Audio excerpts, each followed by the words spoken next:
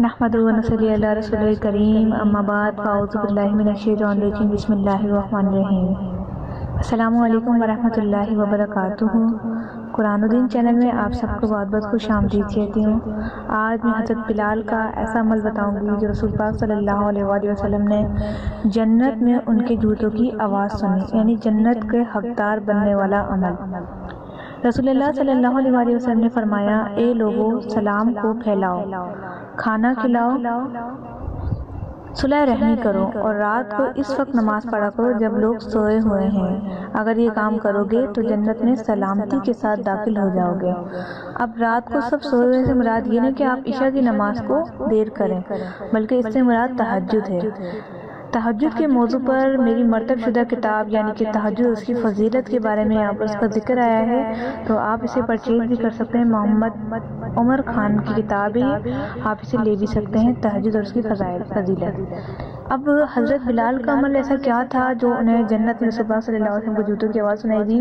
وہ یہ حدیث بخاری شریف سے لی گئی ہے، اس کا حوالہ اور حدیث کے بارے میں بتانا چاہوں گی۔ حضرت ابو ہریرہ رضی اللہ تعالیٰ عنہ بیان کرتے ہیں کہ رسول اللہ صلی اللہ علیہ وآلہ وسلم نے حضرت بلال سے نماز فجر کے وقت فرمایا، اے بلال، مجھے تم اسلام قبول کرنے کے بعد اپنا وہ عمل بتاؤ جس پر تمہیں اللہ تعالیٰ نے رضا یا جنت کے حصول کی سب سے زیادہ امید ہے اللہ تعالیٰ سے، کیونکہ میں نے جنت میں اپنے آگے تمہارے جوتوں کی آواز سنی ہے۔ انہوں نے کہا، میں نے ایسا کوئی عمل کیا تو نہیں ہے، البتہ ایک عمل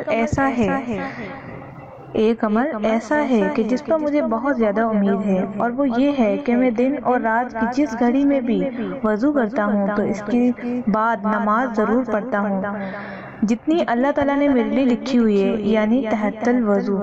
یہ تحت الوضو ہوتا کیا ہے؟ تحت الوضو 2 رکعت نماز نفل ہوتے ہیں، جو کہ سمپل ہم لوگ جب نیت کرتے ہیں تو تحت الوضو کہہ کر اس کی نیت کرتے ہیں، تو یہ وضو کے لیے ایک ہمارے لیے بہت ہی اچھا ذریعہ بنتا ہے، اور یہ ثواب کے لیے۔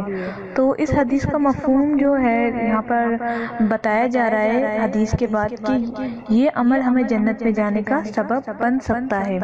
ہمیں یہی سوچ کے نیکیاں کرتی رہنا چاہیے، کوئی نہ کوئی نیکی کرتے رہنا چاہیے کہ کون سا سبب جو ہے ہمارا جنت کا بن جائے۔ تو اسی طرح سے جو تہجد کی نماز کی میں نے آپ کو فضیلت بتائی کہ تہجد جب رسول پاک صلی اللہ علیہ وسلم نے کوئی بات فرما دی تو وہ ہمیں کرنا لازم ہے۔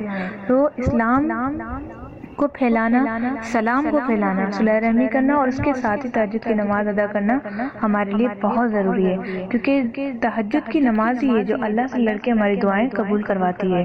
تو امید ہے آج کی ویڈیو آپ کو پسند آئی ہوگی، تو پلیز لائک ضرور کیجیے گا۔